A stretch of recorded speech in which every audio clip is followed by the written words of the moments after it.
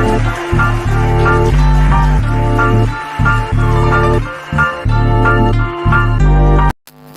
following is a hockey podcast out of Vancouver and Surrey, British Columbia. It'll only consist of a lot of puck talk and even more BS, or in actual words, banter and satire. Enjoy, and as always, go Canucks go. Jim Rutherford signs a 3-year extension with your Vancouver Canucks and proves once again that I really don't know much about hockey. And it's okay, because if I get proven wrong by the Vancouver Canucks, it's all good, baby. Let's talk about that and so much more on this episode of Locked On Canucks. Your Locked On Canucks, your daily podcast on the Vancouver Canucks. Part of the Locked On Podcast Network, your team every day. Welcome to another episode of Locked On Canucks. My name is Kyle Bowen. That's Kyle Bhawan. And man, oh man, welcome to the show that brings the West Coast bias. Again, Locked On Canucks, brought to you by the Locked On Podcast Network and FanDuel. Yes. What's FanDuel doing, okay? Place a $5 bet and you can get what? Get what? $150 back in bonus bets. Just use code Locked On at FanDuel.com. That's something else. That's FanDuel.com/Locked On. $150 to you when you place a $5 bet. This show is also brought to you by the Don't Doze Art Lab. Check us out, don'tdoze.com. This is not possible without the West Coast bias, the Don't Doze Art Lab. And the Vancouver Canucks, man, continuing to make noise. That's what happens, man. That's what happens when you win games. It's a beautiful thing. The noise, it's nice this time around. 12 months ago, the noise, it made you want to run away. And think about how boring the Vancouver Canucks were last year, 12 months ago. Something else. And we'll talk more about that in what? 10 minutes, 12 minutes? Because I got the roster from a game 12 months ago. That's something else. Wait till you hear it, okay? You're going to see the amount of work this leadership group led by Jim Rutherford has done. In short order, in my opinion. Something else.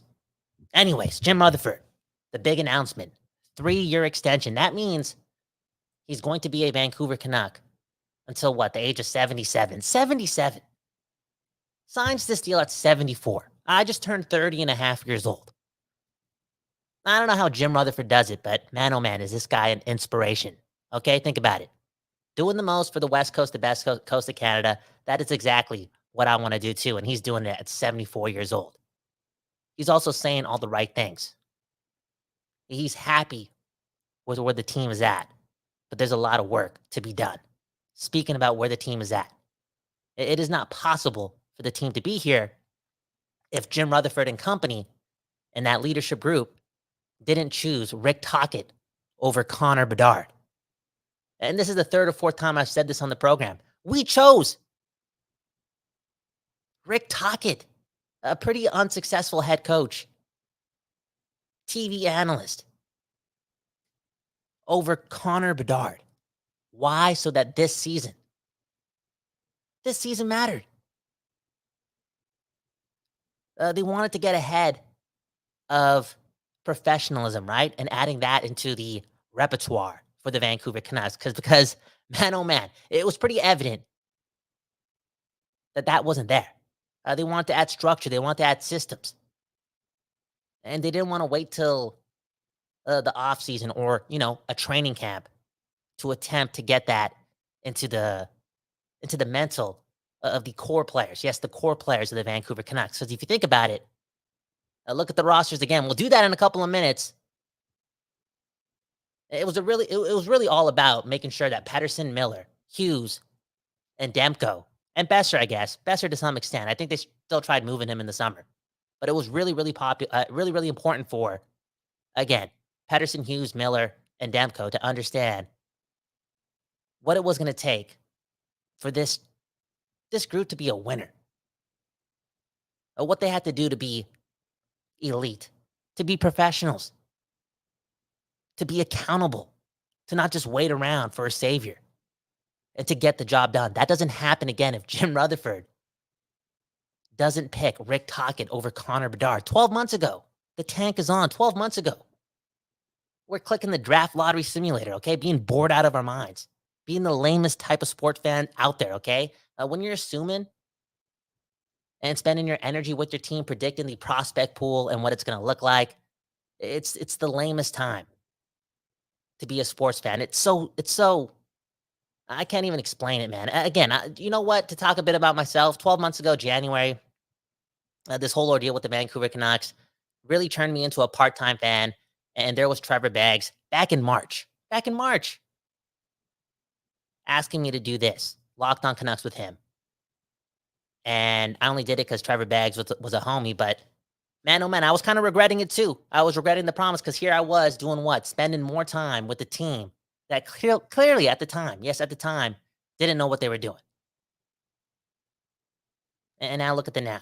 I can't get enough of my first love, the Vancouver Canucks. They've done everything right.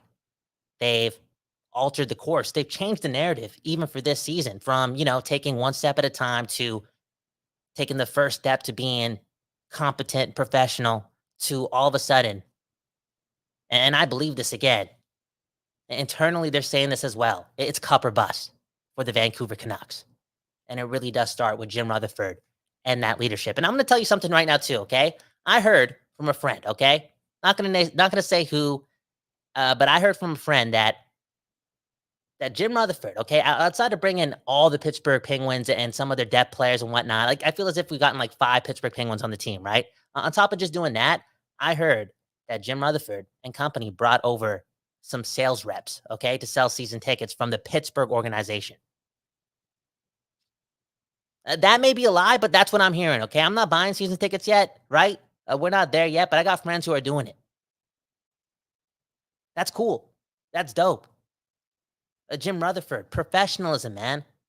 For real. I feel as if that's what he had at the top of the list of making sure that everyone in that building was aligned on the same page, keeping the number one goal in mind.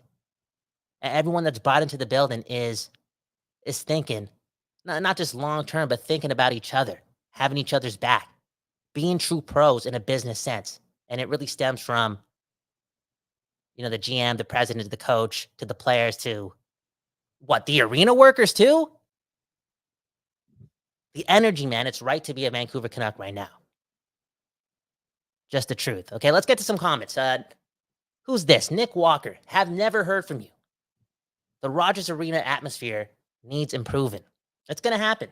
It's going to happen. And think about tomorrow. Saturday, man. Saturday. Hockey night in Canada, Toronto, Vancouver. There's obviously going to be a lot of Toronto fans there. The atmosphere is going to be something. But this also could be the game that turns us up, Makes it louder.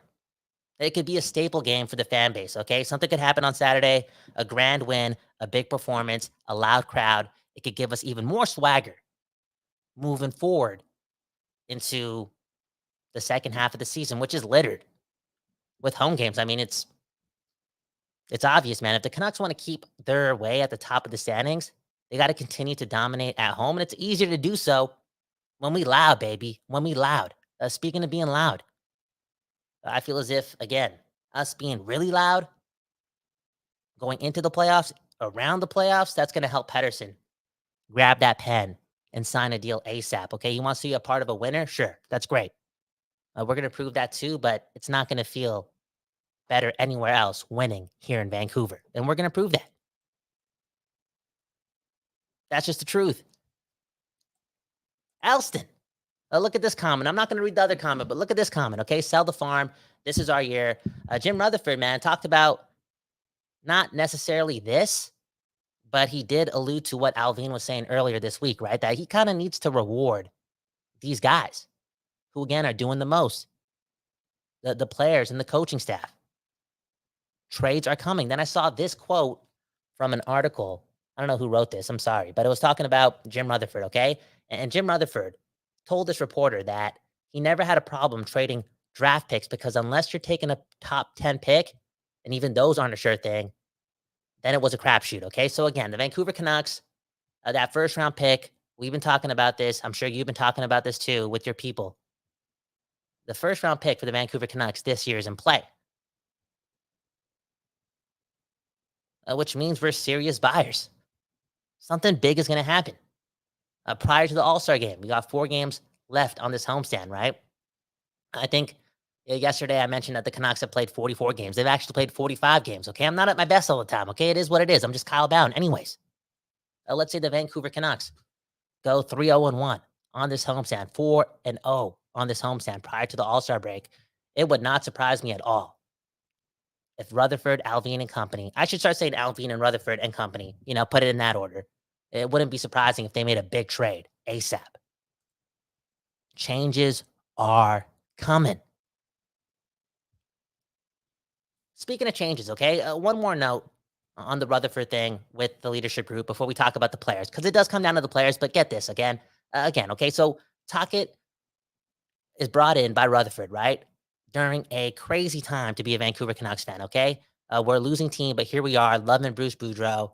We don't like the way he's being treated, and at the same time, we don't want the coach's bump. We want Connor Bedard. And then here's Rutherford and Allvin saying, who cares? Who cares? Who cares what the fans want? They don't know what they're talking about. Not in a rude way, but in comparison to the Stanley Cup champions, you know what I'm saying? We got to let these guys do their thing. It's pretty obvious they know what they're doing. So again, they ignore the fan base. They stick the finger to Bruce Boudreau. They look really bad in the world of sports, not just in Vancouver, but they just look really bad as an organization. And they bring Tocchet, and then Tocchet brings Adam Foote, Sergei Gonchar, and some more pieces to really bring some legitimacy to, again, not just the leadership group, but that notion that professionalism needed to begin now. And that was back in 2023, not the offseason, not training camp, but during a regular season in which the Vancouver Canucks got the coach's bump, got themselves out of the Connor Bedard sweepstakes, and pretty much, again, ignored their fan base. But if it's not for those moves, if it's not for Tocchet bringing Adam Foote and Sergei Gonchar, bro, is Quinn Hughes this good? Is Pettersson this good? Is JT Miller this good? Is Thatcher Demko this good? Is Filip Hronek this good? Is Brock Besser this good? No. Not at all. Not at all. That's bold, bro. That's something else. That's a new level of being confident. It's like, yo, the size of Rutherford's balls to do that in a Canadian market, and again, completely ignore the fan base, to go hire a TV analyst is surreal, but it definitely saved the franchise. That's crazy. Anyways, let's stop talking about the leadership. Let's talk more about the players, because I'm about to show you a roster comparison from last year. It's ridiculous. It is how the F did this leadership group do this? Crazy. And it's actually the real reason why the Vancouver Canucks are so much better this year. But first, before we do that, we got to run an advertisement here on Locked On Canucks, man. Shout out to the people at Indeed treating us right. And then shout outs also to the people at Jase Medical. I know we come to sports to escape some of the crazy realities of real life, but can we just talk for a minute about preparing for real life? According to the FDA, pharmacies are running out of antibiotics like amoxicillin right in the middle of one of the worst flu seasons in over a decade. This is scary.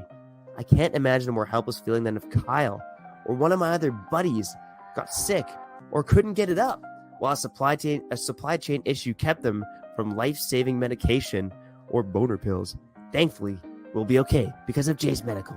The Jase case is a pack of 5 different antibiotics that treat a long list of bacterial illnesses, including UTIs, respiratory infections, sinusitis, skin infections, among others. This stuff could happen to you, and it could even happen to you. So go visit jasemedical.com and complete your physician encounter. It will be reviewed by a board-certified physician, and your medications will be dispensed by a licensed pharmacy at a fraction of the regular cost. Save some money in 2024, okay? It's never been more important to be prepared than today. Health is wealth, baby. Go to jasemedical.com and use offer code LOCKEDON to get $20 off your first purchase.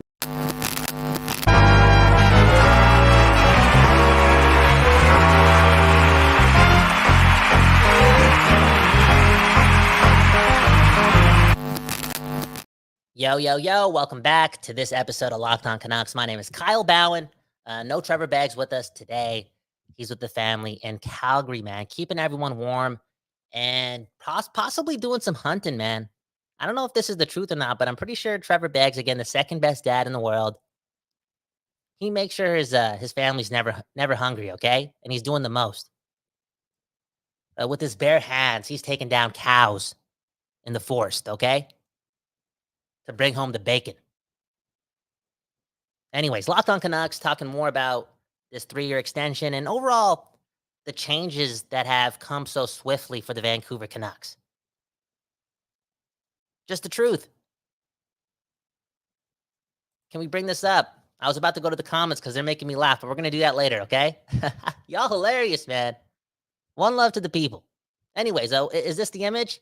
This is the image, okay? You know the deal, right? The Vancouver Canucks on defense right now, they have what? Quinn Hughes, Philip Baronic, Ian Cole, Carson Soucy, Nikita Zadorov, and Tyler Myers, and also Noah Juleson, okay? Last year at this time, pretty much this exact time, they had Quinn Hughes, Tyler Myers, and then they had who?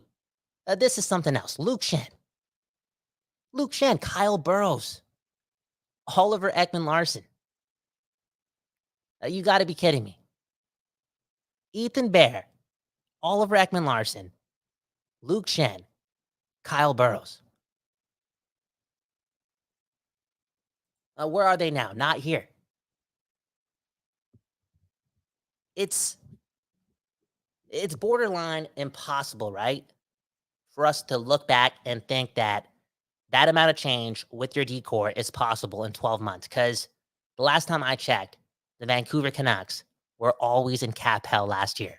It made it, again, so much a time to be a Canucks fan where pessimism, negativity, and dreaming of solutions was nowhere close to not only a reality, but again, in your train of thought. We always assume the worst. And here, Rutherford and company overhauling the defense, bringing in 4 different guys alongside Adam Foote and Sergei Gonchar to alter the course of this franchise, but more specifically, the careers of the core, the movement of this group of star players is not going into this direction if it's not for a change in leadership, but also a change in hiring professional ice hockey defensemen to play for the best coast, the West Coast of Canada. What a change. The impossibility happened. And Rutherford did bring this up, right? He brought up the fact that last year he brought up the term that this team needed major surgery. Major surgery. And 12 months later, what? It's already happened? And I think Quadrelli asked him, how has that happened? How? And Rutherford's answer was pretty obvious. It's because they bought out Oliver Ekman-Larsson. That's a ballsy thing to do.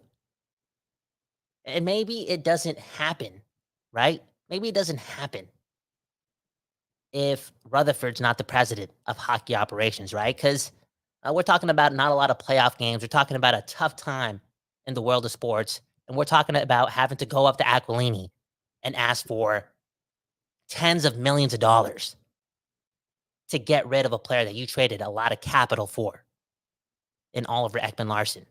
If there's another president in the building, does Aquilini agree to those terms? But here comes Rutherford, right? He has the legacy. He has the Stanley Cup rings. He has the pedigree. He is hockey.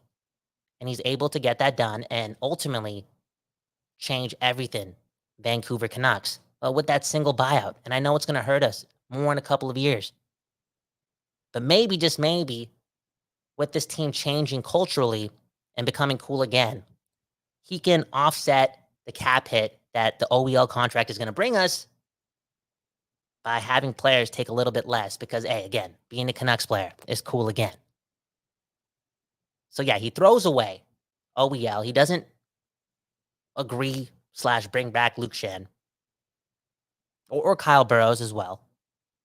Ethan Bear gets hurt. He's out the window, blah, blah, blah. And he brings in Carson Soucy and Ian Cole in the offseason. And those two have been, in my opinion, so steady. I think we knew we were going to get this from Ian Cole, but it is safe to say that Carson Soucy is way better playing a limited role, albeit, than I expected. And maybe you as well. He's borderline so good based off the fact that he's so safe, so calm, such a pro. They also bring in Nikita Zadorov later this season, and I've been completely ignoring the fact that we brought in Filip Hronek. Think about the balls on this guy, dude. Alvin, Rutherford, this regime. Speaking of which, I think Alvin's about to sign a contract extension very soon, within the next couple of weeks, okay? And those two, during a heaty moment in the city, we just fired Boudreaux. We brought in a TV analyst, and then we trade our captain. We get assets back. We like it, right? Asset management, first round pick, prospects, boom, bam. We're finally doing the things that we want them to do. And what do? What, a day later, 8 minutes later, they trade that pick to get who? Filip Hronek. Filip Hronek, are you? The balls on these guys, man. And the fact that they can just ignore us because they got it, because those guys, not only are the decision makers, because that's obvious, right? They get paid millions to do it. Those guys just know best. They know they're on another level of hockey than not only the rest of us, but the rest of the league. Okay, they're on another level of hockey than Steve Yzerman, okay, at the time. I know that's a lot to say, but hey, remember, this is the home of the West Coast bias. Filip Hronek is a heck of a player. Really good, and part of the change for this Vancouver Canucks team. I can't believe I went 22 minutes of talking about Jim Rutherford and company. I just completely ignored their biggest trade. Because again, that was, for some, that would be an intimidating trade to make in this market at that time. Anyways, let's get to the comments, okay? Mike Abma. How do you pronounce that? That's dope, okay? Congrats, Rutherford. Put Miller with Kuzi? Okay. So he's saying congrats, Rutherford. And Mike is also saying put Miller with Kuzmenko. Rutherford did talk about Kuzmenko. I think I do have a quote here as well. I'm not going to read too much into it because I don't know if it's saying much. But yeah, Rutherford on Kuzmenko said, I don't know what we do more than what the coaching staff has been doing. He's lost his confidence. He's a good player and he can score. There's no doubt in my mind, whether it's Vancouver or another NHL city, he will score. Some people saying this is like the end of Kuzmenko based off not only the word choice of that quote, but again, what happened last night against Arizona. You know what? I woke up this morning, not going to lie. I was feeling kind of guilty for how much BS. Now, I'm not going to say BS because there's a lot of it was the truth, but how much negativity I was spewing out towards Andrei Kuzmenko. But at the end of the day, I'm just confused. I'm at a loss for words too. And I've been positive the whole time. I've been asking Rick Tocchet and him to go to Amsterdam Cafe and figure this out.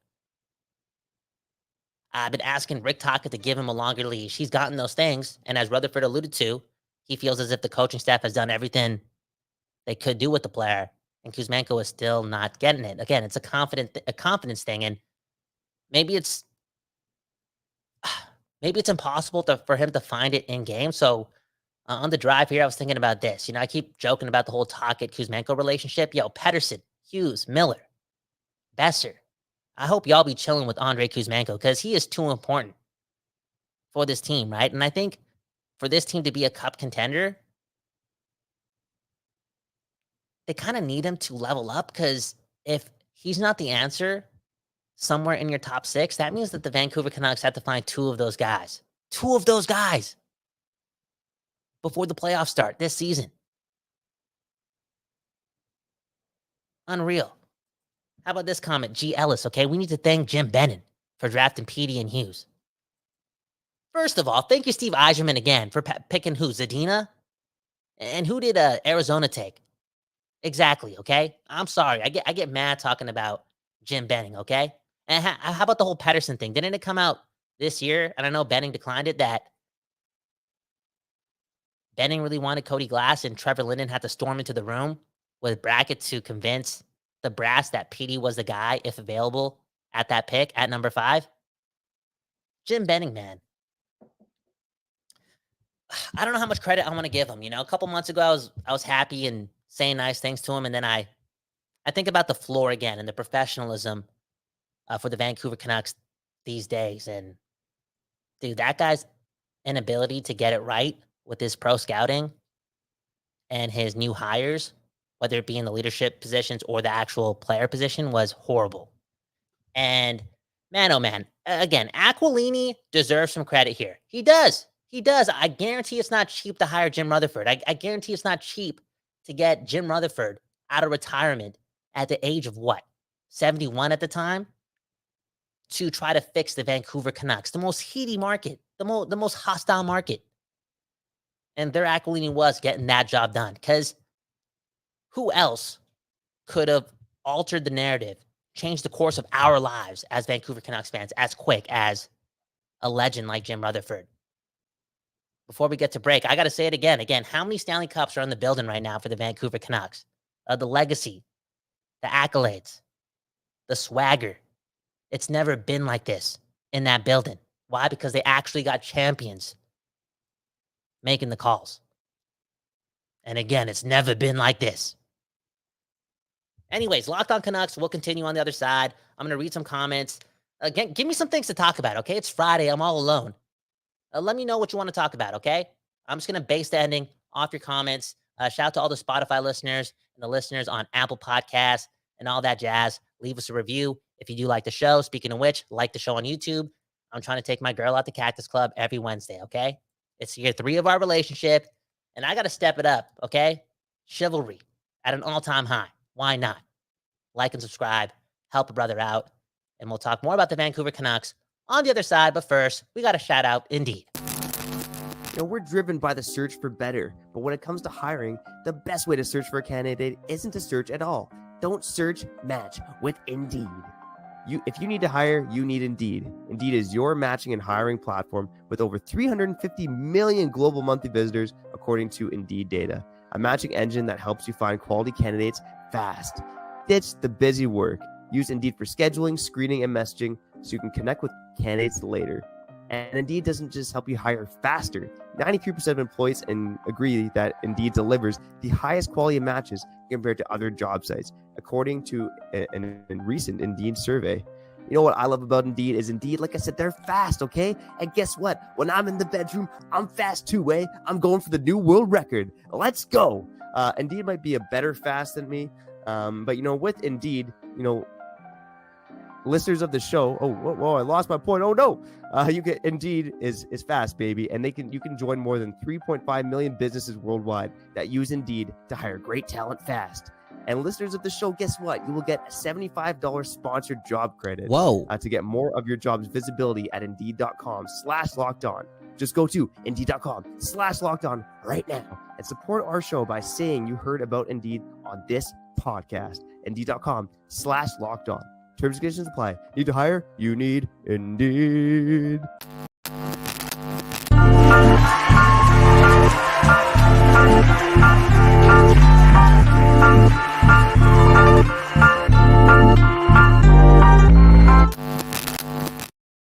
We back here on Locked On Canucks. My name is Kyle Bowen.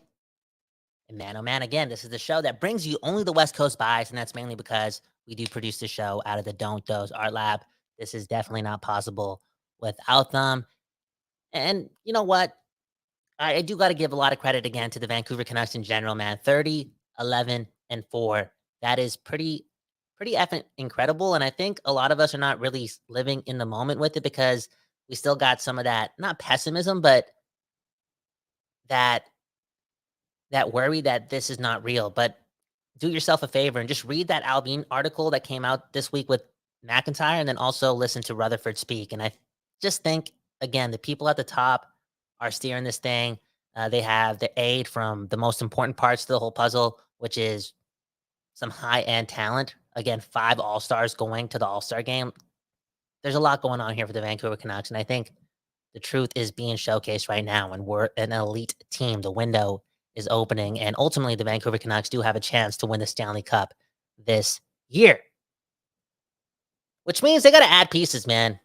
Pius Suter, Andrei Kuzmenko, Ilya Mikheyev in your top 6 or in your top 9, because it's pretty clear that that blue line is the second line. It's not necessarily good enough, okay? So let's talk about it. G. Ellis bringing up Kerfoot. I'm pretty sure this Kerfoot guy, right? He plays for Arizona right now, former Maple Leaf, former Colorado Avalanche. I tried watching him closely last night, but I just feel as if, A, that game was boring, and B, Arizona couldn't really do anything against a great team game for the Vancouver Canucks. Like, that was a pro effort.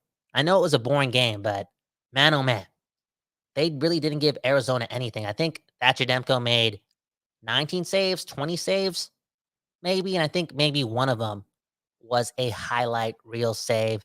Do you guys want Alex Kerfoot to be a part of this team? Is that something? I don't know. How about Nick? Sign Milan Lucic to a cheap deal. Is he still with Boston?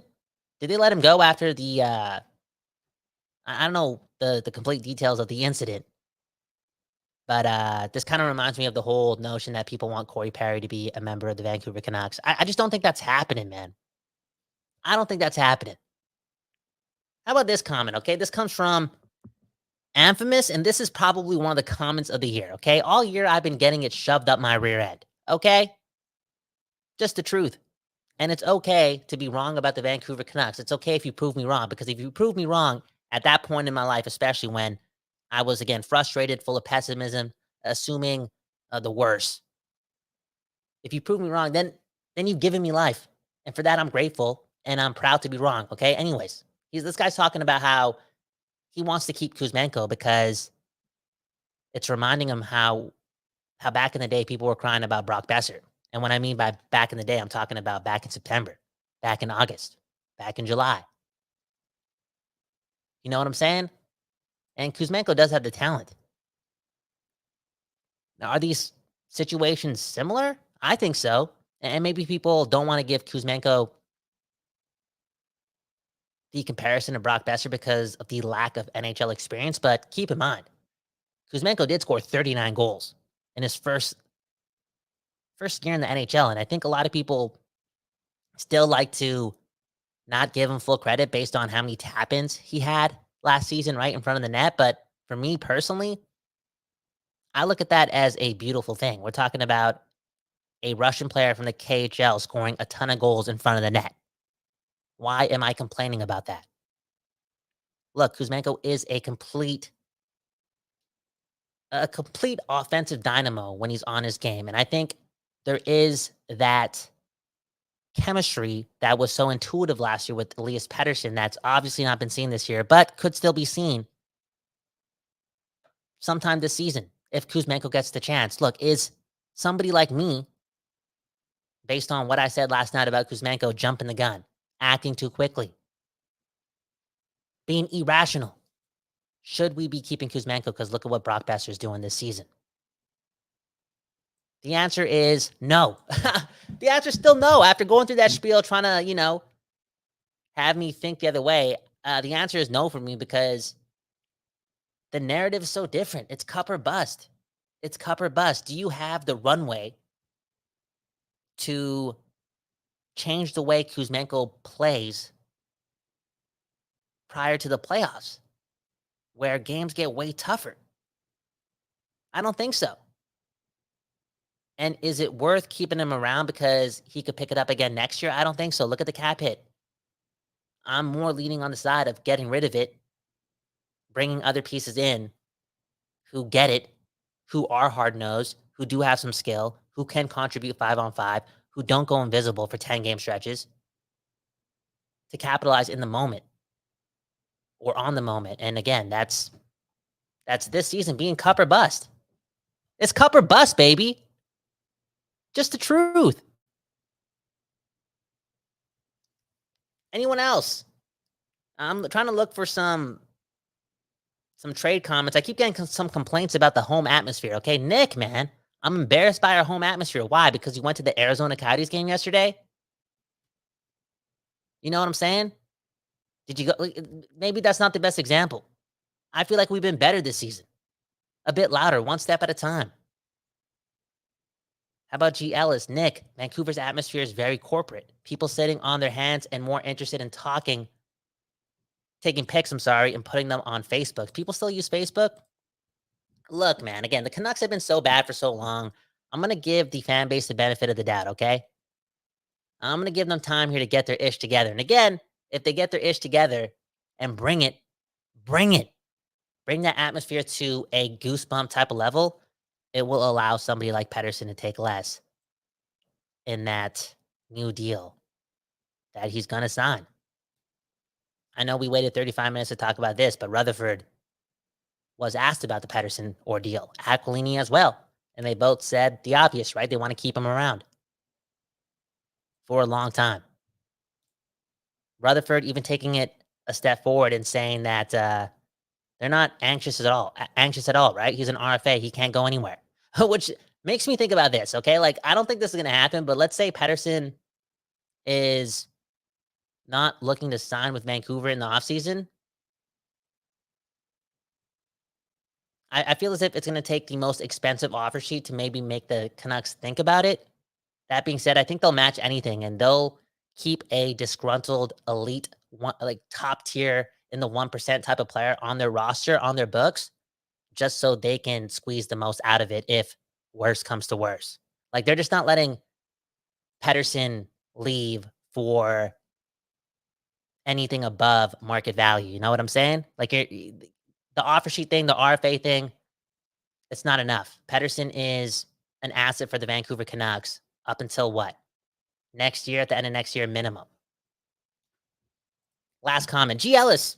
Crosby signed a team-friendly deal a long time ago. Blah, blah, blah. Will Pettersson do the same? Again, fans, do something about it. Be positive and be loud. Be loud. Give the guy some goosebumps. Let's win some playoff rounds.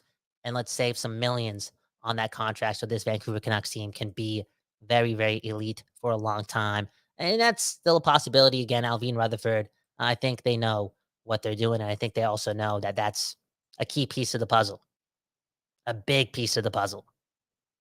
Anywho, that's it, okay? Locked on Canucks, gone just like that. My name is Kyle Bowen, KYLE, BHAWAN. Subscribe, hit the like button. Remember, Locked on Canucks, brought to you by the people at Locked On. It's your Canucks every day right here.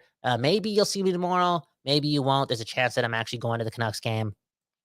So I really got to play it by ear. One love to Trevor Beggs. One love to the Don't Doze Art Lab for making this possible. And remember, have a good morning, a good afternoon, a good night. I don't know when you're listening to this, but hey, we really appreciate it. For real. This is a blessing.